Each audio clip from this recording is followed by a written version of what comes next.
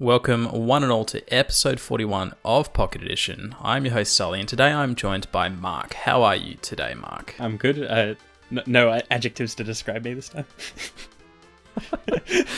Fantastic. Mark, today we are chatting about some controversial statements that have been flying around from both Sony and the Microsoft camp regarding cross-platform play. Now, I won't bring you all up to date regarding Sony's stance on cross-platform play because I'm sure we all already know it. I'll leave you with the last statement that was made by Mr. Yoshida, who is the CEO of Sony, who basically said that PlayStation is the best place to play, and therefore it is reason enough for them to not necessarily support cross-platform play with all cross-platform play titles that Microsoft and Nintendo are embracing. Now, to be clear and transparent, Sony does support some cross-platform play games, but not even anything close to the vast majority of cross-platform play games. Recently though, Xbox's lead engineer and head of Xbox, I believe he's just above Phil Spencer, Mike Ybarra had this to say: Sony isn't listening to gamers. All games should be cross-play and progression with the right input, flexibility, and gamer options. That was his direct comment, rebuttal towards Mr. Yoshida. Now, Mike Ybarra made those comments on Twitter, where somebody also pointed out that, well, hey, maybe Sony is perhaps the best place to play because it has been significantly outselling the Xbox platform. Now, Mike Ybarra, if I'm saying his name correctly, had this to say to that: we run Windows and console, larger gaming audiences who want to play together. Gaming is diverse. If you only serve to bring joy to part of an audience, then you are behind in many, many ways. What do you think of all that, Mark? It reads like a bit of an attack on Sony when it's not really. It's more like a comment on their stance. But it's very, I don't know, like Sony's stance sounds very obnoxious constantly, where it's like they say like they know that our games are the best on our consoles, so you'd only play them on that and not have to play on other consoles. I understand that statement, but it comes off as rather, up themselves. And I also understand the counter to it of you should open it up to everyone. Sort of thing, where it's like Minecraft is a great example where it's pretty much cross-platform over most consoles. I believe the Switch one can connect with the Xbox One. It can, yeah. Yeah, but the PlayStation one can't. The PlayStation one can work within its own family of consoles, although the Vita is pretty much dead at this point, so there's no point even mentioning it. But like the idea of playing with friends who bought a console for a certain reason, like say I bought a Switch because I want to play Nintendo games, but if my friends have an Xbox because they wanted to play the Halo series or the Gears of War series, but both of us have Minecraft and both of us want to play Minecraft together, then we can play Minecraft together without having to compromise our previous choices for exclusives. And then the whole... It's like the best of both worlds, right? Absolutely. Like that. I always think that exclusives... Like, I don't think that it should only be multi-platform gaming. Always. I feel like there's always room for exclusives, and like that's the whole reason why you choose Nintendo, Sony, or Microsoft. Because you want certain exclusives and you want certain content that only that developer or that company can deliver. Cross-platform is its own entity entirely, where it can just help bridge that gap a bit, where you don't feel bad for buying your console for only one game. Because if you bought it for one game and then you don't play anything else on that console, then there's no point in having it. Like, I bought a 360 years ago for the Halo series and Gears of War, but didn't play anything else on it. I played Battlefield and things like that on my PlayStation, because my friends were playing it on that, even though I could have gotten them on Xbox because I had that at that moment. It was an unnecessary expense sort of thing. Yeah, I was almost exactly the same. Probably even towards the start of this generation and last generation, actually. I remember buying Destiny 1, I think it was, and being kind of frustrated because I'd put all this time into the Xbox One version, and I had a core group of friends that I'd play with on there, but they kind of piddled out, and then I realized all of the bulk of my other friends were on the PlayStation version. And it was infuriating, the fact that, one, there was no cross-platform play, and two, at the very least, give me like a cross-platform save or something. It just drives me nuts. I would absolutely love the best of both worlds in terms of, buying one platform for exclusives and then still being able to play with your friends in terms of, Battlefield, Overwatch, Destiny, whatever it might be, Minecraft. Regarding Sony though, it is frustrating. I don't really think they have a leg to stand on. I don't think any of the reasons they've given in the past regarding why they're not supporting cross-platform play is a good one. They've used we're protecting the children. People sign these user agreements that they're agreeing, to our terms of agreement, but if they're going to start playing with people on Xbox platform, that's a different end user agreement. So they're spurting crap about not being able to protect people. They can't speak for other parties or console manufacturers that are involved, which I think's, there might be a small point there, but come on, like, we're talking about Minecraft here. One of the safest sort of experiences. Exactly. It's like, when all is said and done, it is a very clean, safe experience, Minecraft generally. And this idea that, hey, we're the best, why should we have to embrace this larger network of gamers?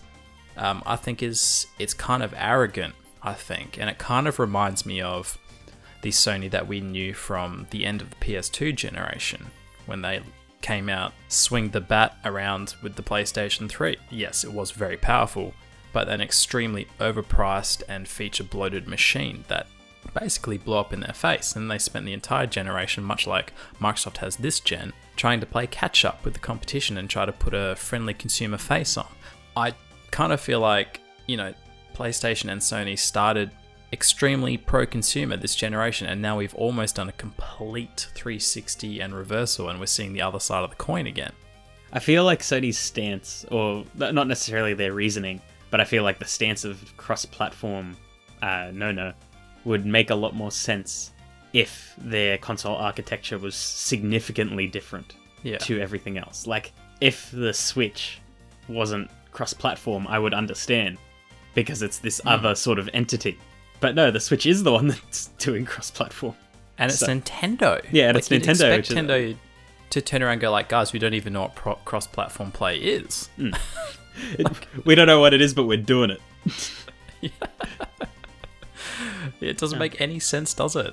Yeah, if your console was significantly different, like say, if they were saying PlayStation VR is not cross-platform, you'd be like, okay, well, that's VR. That's a completely different thing. But no, they're saying like the PlayStation architecture itself won't. But then there's few outlier games like Street Fighter V, which works on PlayStation 4 and PC. And it's just like, but there's that, and then there's no response for it. Exactly. And do you remember Fortnite when it was accidentally cross-platform play? Yeah, for that briefest of moments. Like, that's how easy it was for Epic Games to implement cross-platform play. They just did it, and Sony was like, oh, hang on, no, we don't like that.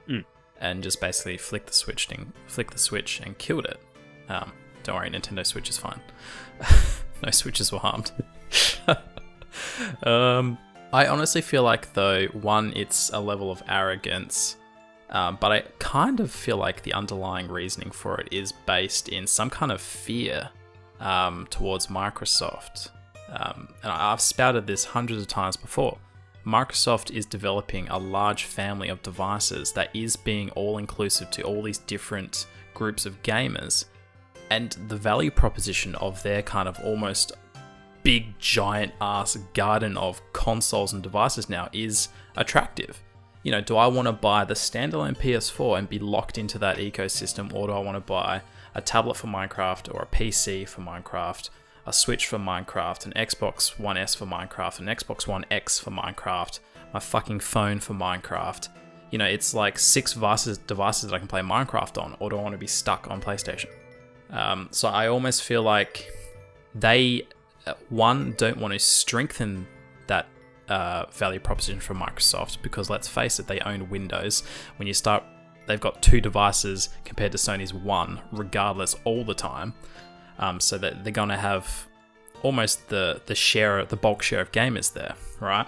Unless Sony's next system sells 200 million units, it's not going to count out the potential gamers on Windows platforms. It's fucking Windows. It's the most used operating system on the planet, to the best of my knowledge. I don't think Mac outweighs it, or Linux. So I kind of feel like Sony's stance on this is, hey, one, we don't want to strengthen their position, and we're just going to play dumb, and we're going to trade off our value proposition being our first-party exclusives. That's why people buy our consoles, not for cross-platform gaming. Does that make sense? Yeah, but like we pick up the consoles for the exclusives and extra content beyond that, the multi-platform releases, if they have cross-platform, then that keeps us around much better, and we feel satisfied with that purchase. Yeah, I mean, I think it's a risky game to play though. Like I said earlier when I commented about Microsoft kind of almost accumulating all these systems, where it's so much easier, even accidentally, to be a part of their ecosystem and not even know it. Like, this happened to my brother. He didn't even know. Like, he had a Windows PC, and I was like, you already know you're potentially a part of the Xbox ecosystem, right? Because he was talking about buying an Xbox. I'm like, dude, you're already a part of it. You got a Windows PC. Get Game Pass, play the exclusives like Gears of War and Forza and all that. So even accidentally, but it's a bit of a risky game to play, because you're saying, hey, do you want to have access to all these systems with all these different gamers, or do you just want to play our first-party exclusives? Because you can't have it both ways with Sony. Like, it's an annoying stance. Like, it seems like it might be a safety thing that they're playing, because it might be that they are worried, or they're worried about what becoming multi cross-platform will mean. I think they might be worried about their identity as a brand, because if they do cross-platform, then what distinguishes them? Because they might be worried about their exclusives as well, which might be why they've come out swinging this year with God of War and Spider-Man, because they're both heavy hitter exclusives. Like Spider-Man's movie property and everything is still owned by Sony and stuff like that. Yeah, and cross-platform play does very much feel like a Microsoft-controlled thing, right? It feels like Microsoft are the drivers and the string pullers on cross-platform play, because they have those, both Xbox consoles and Windows. And it's probably a lot more natural for them to do it, because they were like, oh yeah, we'll just flip the switch on PC and Xbox to connect and then go from there.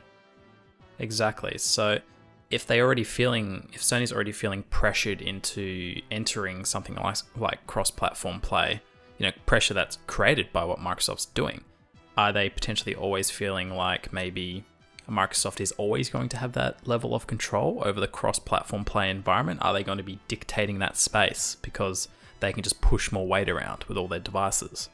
I don't know. It's just because we don't, both sides have made their statement, but we don't know which one's sort of bravado.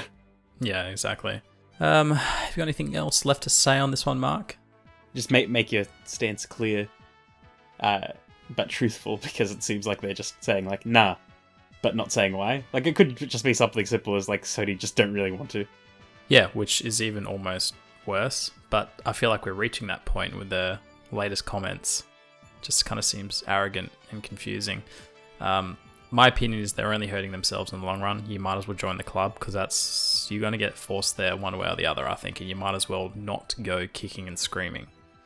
But as always, let us know what you think down below in the comments. What are your thoughts and opinions on cross-platform play? What system are you on? If Sony never adopts cross-platform play, is that something that's going to bother you? Or are their first-party exclusives truly enough to warrant a purchase in a cross-play future world? Please remember to rate, comment, and subscribe if you enjoyed this episode. If you're listening to us on SoundCloud or iTunes, come on over and check out our YouTube channel, because we have a variety of other content that doesn't make it to those podcast platforms. Until next episode, guys, have a good one.